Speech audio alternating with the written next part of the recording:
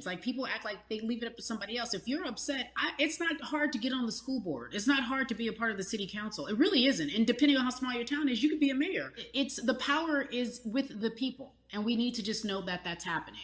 Absolutely. And it's always been with the people. You know, if you look at Trayvon Martin's mother, Sabrina Fulton, right? She felt that there was a system of racism and a system of oppression that led to her son's death.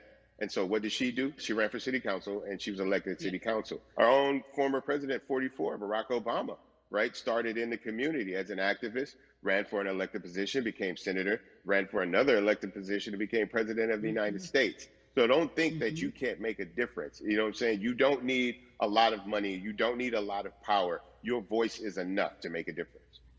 Amen. I feel like I need to go out and run for something. You gave me a rousing speech there, sir. I'd be remiss if I didn't ask you this. When I talk to my brothers, I have to ask you, as a black man, how are you doing? Are you okay? I'm good. I'm good. I have a very strong relationship with God. So prayer definitely works for me. I have children and grandchildren who are watching me, who are encouraged by what I do, and they're proud of me right now, you know, and that's really what matters, you know. The change starts at home, you know. So as long as you have a support system that believes in what you're doing and supports you in what you're doing, you have everything you need to go out there and fight the good fight. And for those that don't, there's a community of people here to help you. So you can go to places like morethanavote.org. There are many different places that will encourage you, inform you, and they will put you with groups of people that feel like you, that are ready to take action. So no one has to go about this alone if they want to do it. Yeah, yeah. We're stronger together. People have been saying it, but that has much more meaning now that we are in our movement, not just this moment. Bumby, it has been an education, always a pleasure. Thank you so much. I appreciate you. Keep fighting the good fight. Keep up the good fight.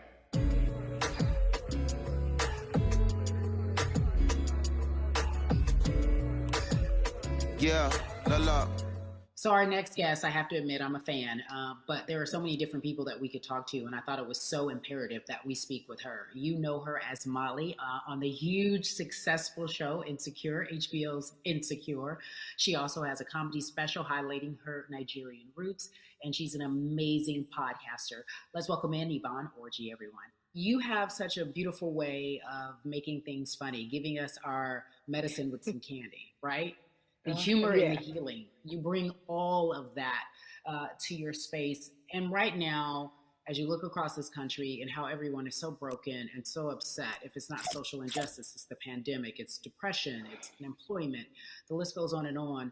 How are you doing, quite frankly? You know, I'm rediscovering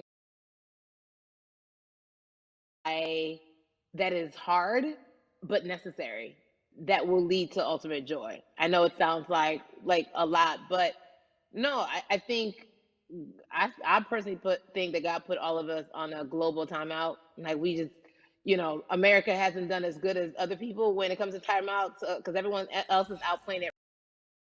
We're still in the principal's office, hoping and wishing we can come out. But I think that if we settle into the timeout and really learn the lesson that we're supposed to learn from this season, I think we'll emerge better. We'll learn how to play well with others in more ways than one.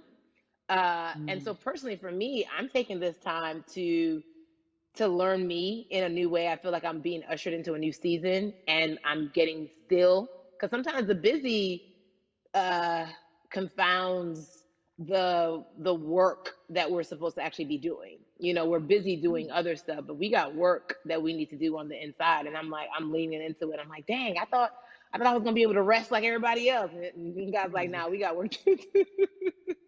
You know what? And I think that's what everybody is saying about 2020. It's demanding that we be better. And you said it's a global timeout. What do you mean by that? Yeah, it's like everyone sit down, be humble, to quote the great prophet Kendrick Lamar. But like, no, seriously, sit down and let's reevaluate some things. Let us unearth and shake up the things that we have been trying to hide within ourselves, within our nation.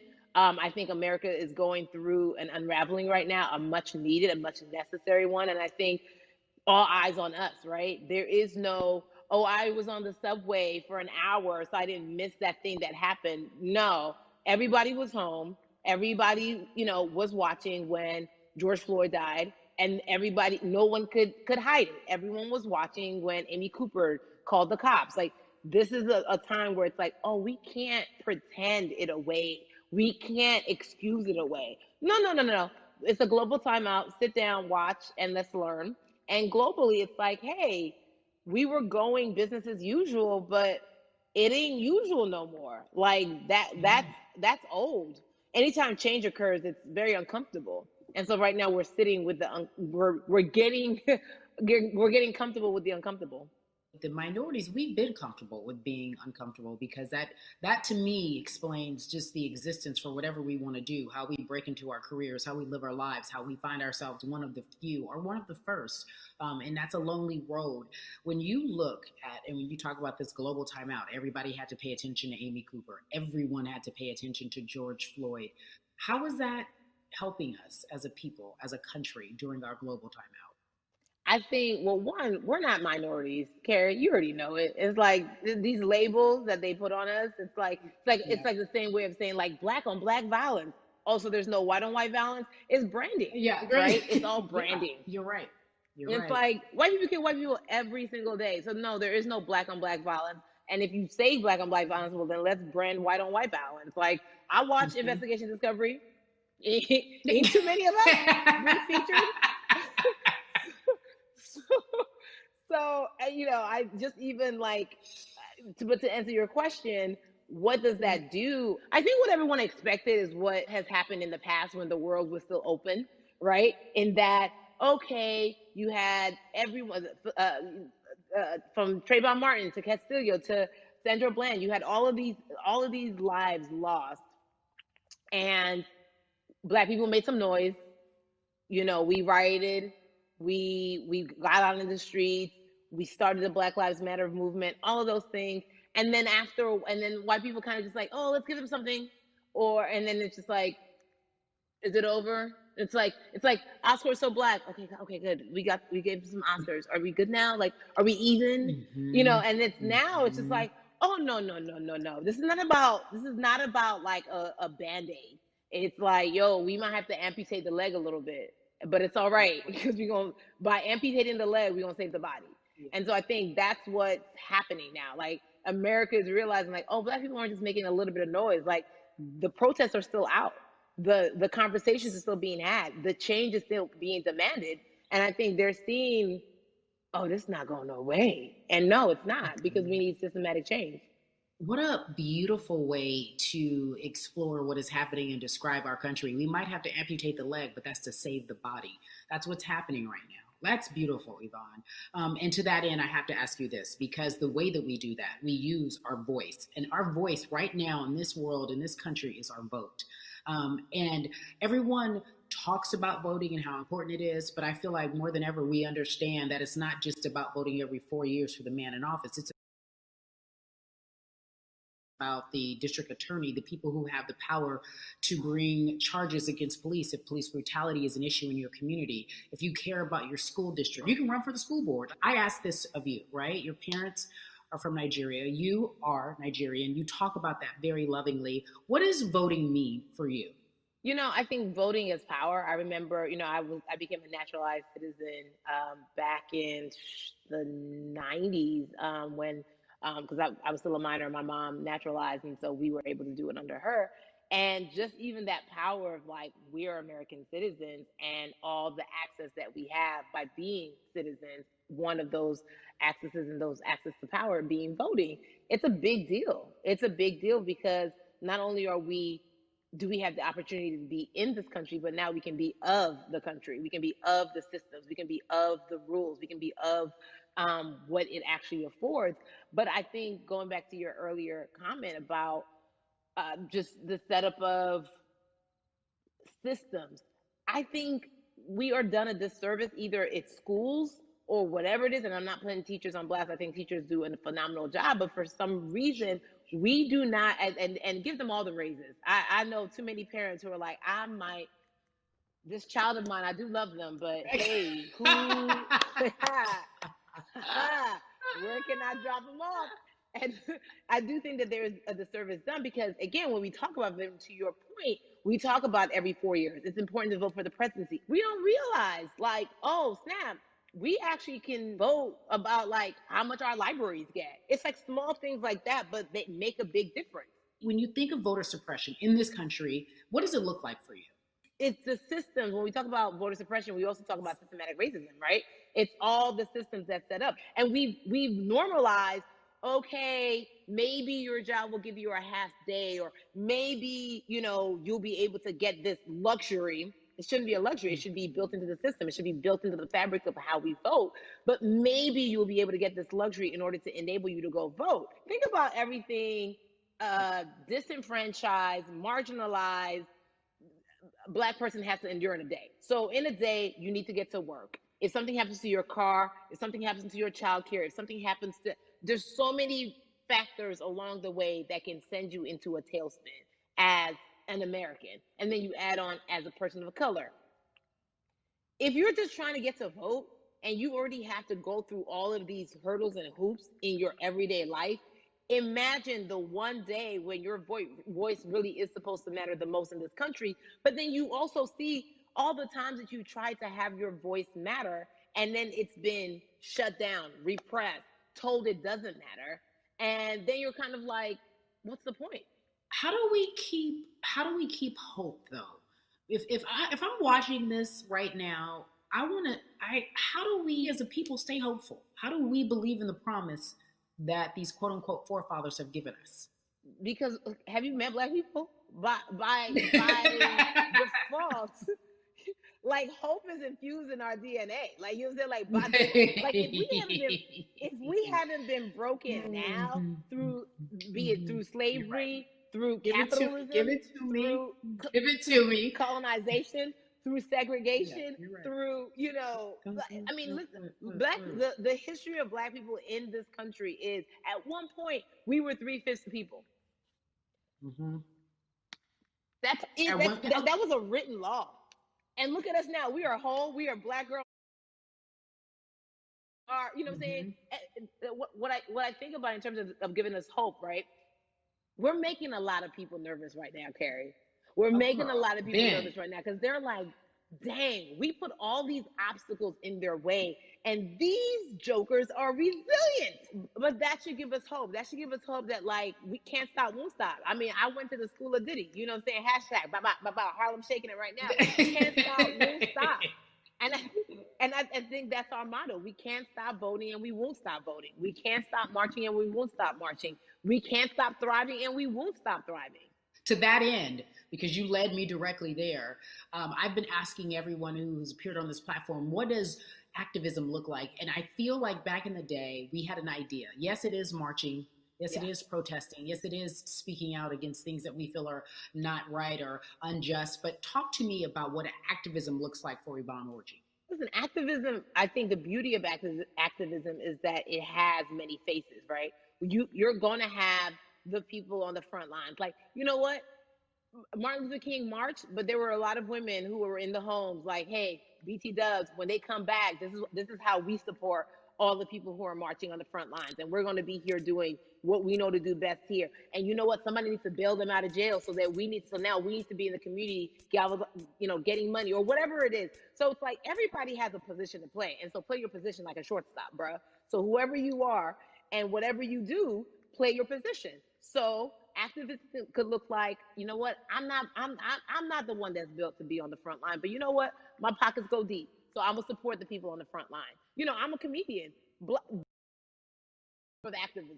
There's always a call for entertainers or celebrities that have the platform to do something. Why aren't you speaking out? I'm not a believer in thinking that it's mandatory. Like you said, everyone can be an activist and be activated in different ways. But talk to me about the connection.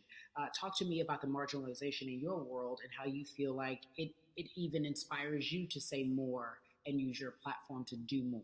Beneath the surface of what we do, like Niecy Nash says, it's the who, right? The who is the person who's going to be like, hey, let me call this out. Either blind racism in terms of overt racism, in terms of ways that we can be better, in terms of ways that we can actually be more uplifting to the community that you may not even realize that you're serving. Before I let you go, talk to me about the urgency, in your opinion, for people to vote, our people to get out and vote this coming election? Yeah, I mean, guys, guys, guys, if you think you're tired now, I'm telling you right now, we cannot take this sitting down. We can't take this jokingly. I understand that it may be hard to figure out who to vote for, but at the end of the day, we got to vote for our families. We got to vote for our legacies. We got to vote for continued progress. We have to vote for upward mobility. We have to vote for equality in a way that is long lasting. And if we succeeded before, we can do it again. You talk about the whole. This is the time. This is not the time to give up. This is not the time to pretend a way that we haven't made progress. We have. There's still much more to be done. And you know what? We might have to get to a point where we pass the baton to our children and our children's children, but we still have work to do now for that generation. Yvonne Orji, you are everything. You are Molly, but you are not Molly. But I love you so much as Molly on HBO's Insecure. You are an amazing podcaster, Jesus and Joloff. Shout out to Lovey. And then we also have movies. Like you, the world. You're a model, a cover model. Also, wait, don't let me forget your hugely successful stand-up comedy special on HBO. Girl, you're doing it all, and I am so grateful. You are truly the dream, not just the American dream. You're the black girl, brown girl, do it all dream, the immigrant dream, everything. You're a beautiful, beautiful soul. I really, really mean that from the bottom of my heart. Yvonne Orji, ladies and gentlemen, nothing but the best and excellence personified. Thank you so much, my friend. I love you so much, Mama. Mwah.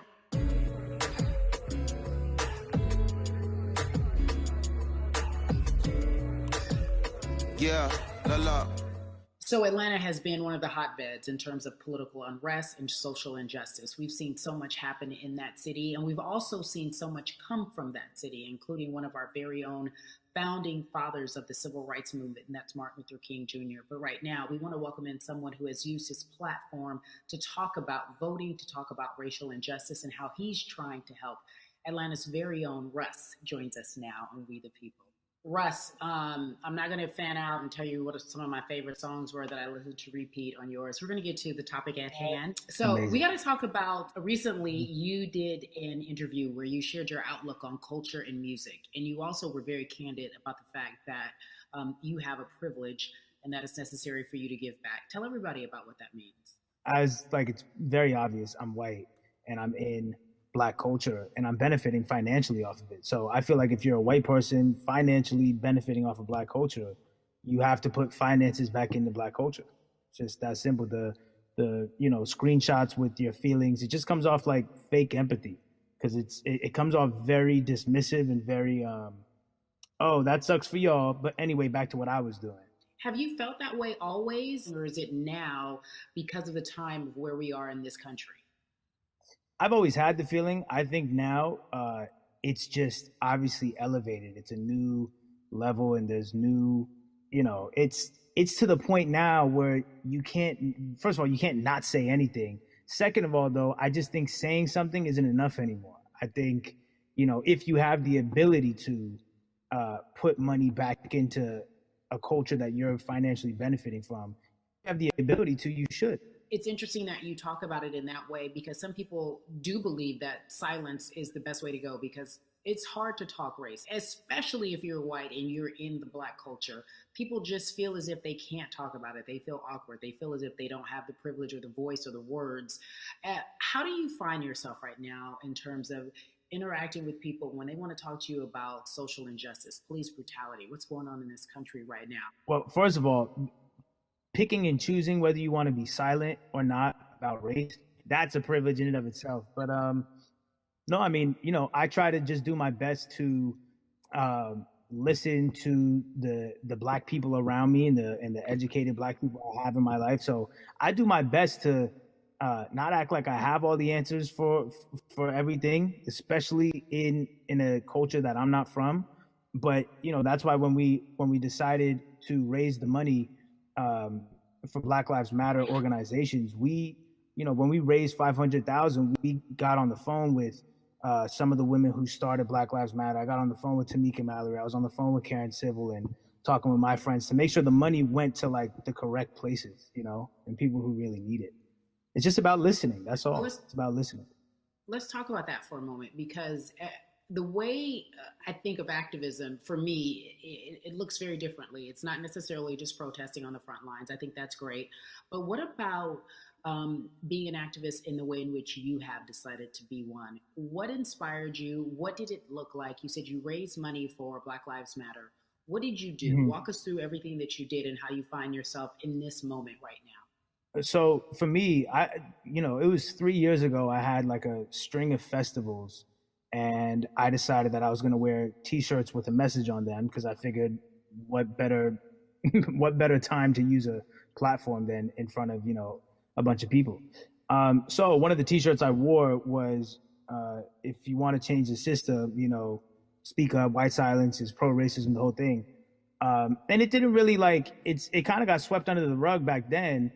But when all this stuff started happening again, and it's been happening, the police brutality against innocent Black people, I was like, man, I'm not the biggest artist in the world, and I certainly don't have the most white fans in the world, but I got a good amount of people that I can definitely mobilize and turn into some money. And I know they're down for the cause because it's merch, it's a good thing. And I've always been outspoken anyway, And so how am I going to be in Black culture and not be outspoken about racism? And then I got to ask you this because you grew up in Atlanta, so that gives you a heads up, depending for so many people, because you're in the crux of that beautiful Black city where there are so many wonderful Black leaders, home of so much great music and things that speak to our culture right now. And we are really, really getting our word out, especially with this platform today, and saying that we must use our voice to vote. Talk to me about what the importance of voting for you in this upcoming election. Yeah, so full transparency, I had never voted before, ever. And because I was one of those people who was like, my vote doesn't matter, and and I.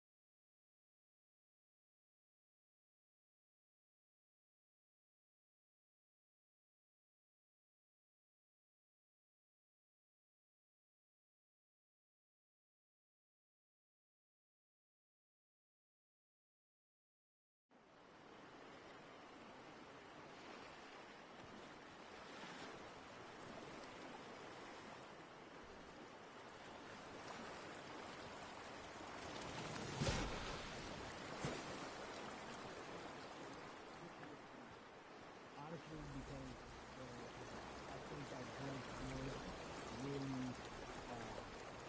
woke up a lot of people who, including myself, who I was vocal and outspoken about racism. I put it in my lyrics. I put it on T-shirts. I would talk about it in interviews. I was vocal about it.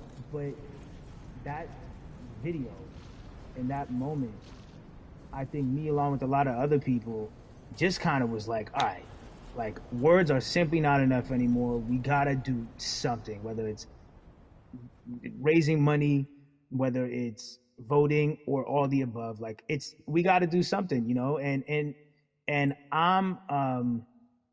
I'm ashamed that it took that for me to be like, I need to raise money and I need to vote. It's a shame. And I don't know, I guess it snapped a bunch of people out of it, And even if you were vocal and whatnot, it's time to actually put your money where your mouth is. It's time to go vote. It's time to just stop talking about it and be about it, And it's been time for that, but like I said, I'm ashamed that it took me this long to actually really, really be about it, but I'm here now. So Russ, we all know that this is going to be your first time voting. Tell me what that experience is going to be like for you in terms of what you're excited about. I think what it's going to do for me. It's going to let me know that I'm contributing to something bigger than myself, and I'm actually putting my money where my mouth is, and I'm being about it. Because for so long, and I know I'm not alone with this, but standing on the outside and just screaming about this and that and this should change and it's like, all right, but did you vote? you know, and so I know it's gonna feel good to know that I played a small role, and that's the problem. I think the mentality of like my vote doesn't matter needs to be changed to my vote, albeit small, does matter. It's a role I'm playing, and if I play my part and you play your part and he and she plays their part, then we make a difference. But it'll feel. I have a feeling it's gonna it's gonna feel very, very bigger than me. I think when you realize that giving actually feels better than receiving, that's when you start wanting to do your part and contribute. So, voting is an easy way to give. You know. Yeah. To whom much is given, much is required, and you have been given a huge platform, and we are so grateful for you, Russ. Philanthropist, artist, community activist, first time voter. We appreciate you for doing Yes. this, okay? Thank you. I appreciate y'all.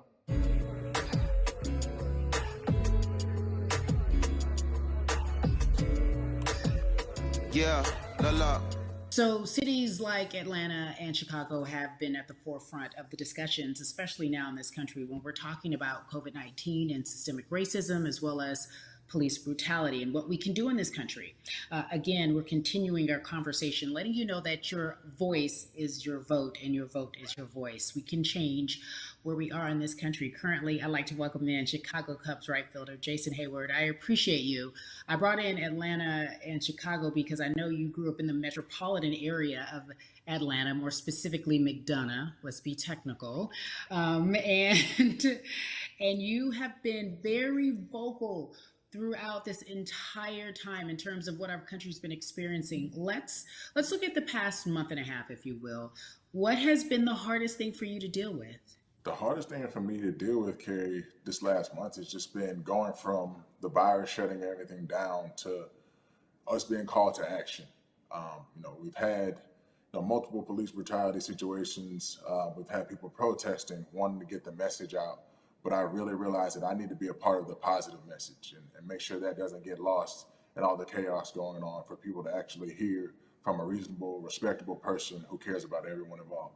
A reasonable, respectable person who cares about everyone involved, which leads us to More Than a Vote. It is a beautiful collective of Black athletes and artists. You are a part of that. Talk to me about why that's important for you right now and this be a part of that collective. To me personally, it's important to be a part of that because I've somewhat used baseball and my craft as an excuse to not get more involved in voting. But I can't any longer use baseball and work as an excuse not to get educated and not also to show people like at any moment in time, any walk of life, we can make a difference. So tell me in your words, what does activism look like for you? In my words, it looks like LeBron James, the biggest athlete right now on the planet, speaking up and breaking the ice for everyone. But I think for the first time, people see and hear from us. So now we have white teammates, we have other people speaking up and realizing, okay, like this is how we go about doing this. And to me right now, social media, athletes speaking up, entertainers speaking up, like we're trying to do with More Than a Vote. You said something I thought was so key because covering sports for so long, I know that it's tough for Black players specifically in Major League Baseball to talk about how they feel. Adam Jones did it in a very eloquent way early on, but there are very few that are vocal. You said you all were afraid. Why use that word and why were you afraid? We was afraid because in 2019, there were 68 of us total. And there are 38 teams. There's 25-man roster on each team. There's a 40-man roster, which is on each team as well. And there aren't many of us. So we're outnumbered in that sense, but not always in a negative way when it comes to our teammates and our clubhouses. But to get to this point, you have to move a certain way. You got to be careful what you say. You can't ruffle feathers. You can't come off in any way. Much like other Black entertainers, much like yourself, probably having to live through life every day, but to get to the highest level, you got to button up. You got to be seen and not heard. So, baseball is, like I said, it was time for us to try and speak up and make a difference and show it's okay to do so because we can't be quiet any longer. That is a button up, be quiet, be seen but not heard. That is an expression that a lot of Black folks can relate to in whatever aspect of professionalism that they experience, especially if they don't work for themselves. They just feel that. That is also a socialization that we have as Black folks, well, especially like you said, if you want to get to the higher level. And for so long, I felt it bubbling right underneath the surface that so many of us who were in whatever positions we were, who had platforms, were tired of pretending and looking the other way and spending so much time making others comfortable while we were uncomfortable. Do you feel that this is the type of movement that is sustainable, or is it just for a time? No, it takes everyone joining in on the conversation. And right now, I feel like more than ever, there is little things as possible to distract from bigger issues. And we saw on draft day, we saw our president, Theo Epstein, holding up the sign saying Black Lives Matter and wanting to Yeah, include the rest of yeah. MLB in that. But now we're having those conversations as well. So I definitely think this is sustainable. And it's not always just going to be the popular thing to do. This is something that people want to get right because they know we care. Jason, you said you think it's sustainable, that what you're seeing, especially with your colleagues in baseball, that this can be something where you're feeling more comfortable, feeling more safe to share how you feel about social injustice and police brutality. What are you doing right now in this moment with your platform to help change how we look at voting and how to educate the culture and the community about voting? Well, first, what I'm doing, Carrie, is joining up with More Than a Vote and joining up with other athletes and entertainers to get that message out and use our platform in that sense as a group. And try to create a brand with this to make it something that's not just about the election coming, make sure that it's about people getting educated for years to come and figure out people in different areas that cover different demographics and influence different areas of people. And as a baseball player, as a Black baseball player, I feel like now, like we talked about, is finding the time to show people that you can use your voice in this profession. You don't have to be afraid. And to me, that can help someone, help a kid growing up. He can see me, he can see other guys that were in the video we posted saying, hey, this is what they're standing for. They're speaking up for these things, and it's okay to want to play baseball. It's not lame. It's not something I have to be as afraid of as I was before. So I feel like that's my role in this. I have a younger brother as well. He's 24. He also plays baseball. So I've got to lead by example. I can't just always, come up with a good answer that sounds good on TV when I get asked a question on, what do we need to do to make changes. I'm joining up here to make sure that I take action and get educated myself. For one, so many people, I feel like in Atlanta, they're on the move. Or when you want to try to make a vote and try and cast your vote, you have to do it by mail. You have to sign up for the absentee ballot. Then you have to get another ballot in return. They have to send it back to you. Well, for me personally, they didn't send that back until it was too late, right? We didn't get it in the mail to the address that's an Atlanta address at my parents' house. We didn't get that in the mail until it was too late. And then from other friends and family that are still in Georgia right now, I just hear about them being held in lines too long and trying to get off work. And we know how it is for any family, but let alone a Black family in the inner city or in the suburbs trying to take care of their family and trying to provide for them. You try to get off work, and then you're like, wait a minute. You start looking at the clock. It's like, oh, this is not going to happen today, right? And so I saw